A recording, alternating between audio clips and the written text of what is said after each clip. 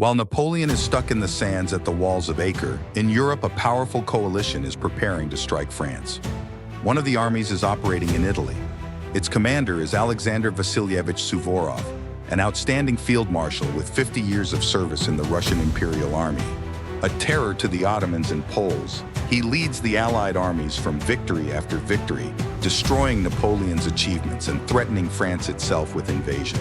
Facing the treacherous incompetence of his allies, pushing through imaginable and unthinkable obstacles, he fights his last great campaign.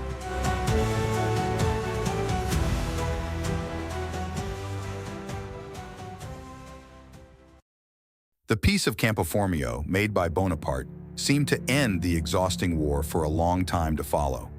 But, as time proved, this was an illusion. Just a few months later, the French invaded Switzerland, and the best troops of the Republic were already preparing to strike Egypt. In May, Napoleon sailed off the coast of France. On his way to Egypt, he captured the small island of Malta.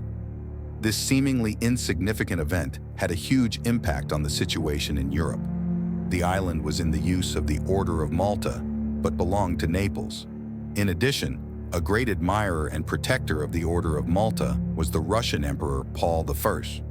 It was under his patronage went to some knights who illegally declared him Grand Master of the Order. After Napoleon landed in Egypt, Paul made an alliance with the Ottoman Empire against France and sent Admiral Ushakov's squadron to liberate the Ionian Islands from the French.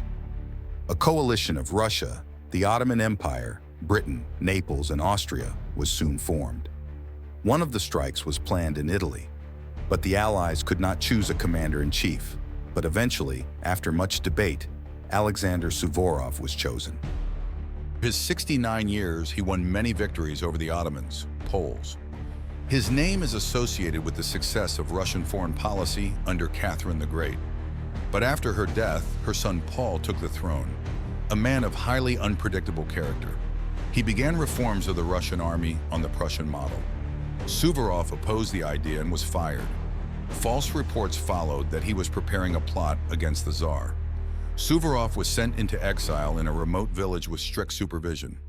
Hard days of disgrace followed. But Suvorov closely watched the events in Europe. After receiving information about Napoleon's victories in Italy, he was fascinated.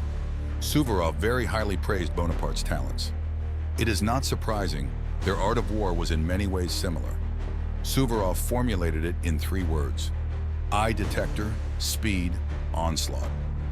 Thinking about a future war with France, he dictated his main ideas. Act in no other way than offensively. In the march, speed; in the attack, swiftness, cold weapons. There is no need for methodism, only the correct military view. Full authority to the commander-in-chief.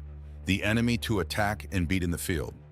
No time to waste in sieges, except for some mines as a staging post. Sometimes observation corps, blockade, and best of all, open assault. There are less casualties. Never split forces to occupy points. The enemy bypassed, all the better. He himself goes to defeat. He's said to go straight for Paris. Suddenly in February 1799, a courier arrives in the village with an order from the emperor to lead the Allied army in northern Italy. It was like the old man had become younger. His former energy, suppressed by exile, returned. His eyes were burning with enthusiasm. Without wasting time, he rushed to St. Petersburg, where Paul at the meeting awarded Suvorov the Order of St. John of Jerusalem. This means an apology. The Tsar gave the field marshal the right to contact him directly instead of through intermediaries. Paul perceived the war with France as purely ideological, to restore thrones in the church. Soon Suvorov rushed across the borders of Russia, Austria, and entered Vienna, greeted by an excited crowd. He stayed at the house of Razumovsky, the Russian ambassador in Vienna. During his long stay in Austria, the ambassador clearly began to defend Austrian interests, not Russian. Suvorov met first with the Austrian Emperor Franz, who made him Austrian field marshal, and then with Tugut, the man who would become the field marshal's main enemy in the future campaign. Tugut was the head of the Austrian Court Military Council, or Hofkriegsrat, a council that had complete control over all the actions of the generals. A man who was perhaps a good administrator, Tugut considered himself a military genius. Though he understood little about warfare, he had the full support of the emperor and immense power. Suvorov could defeat French armies on the battlefield, but defeating Tugut was beyond him. Tsar Paul sending Suvorov to Austria as a kind of transferring him into the subordination of the Austrian emperor.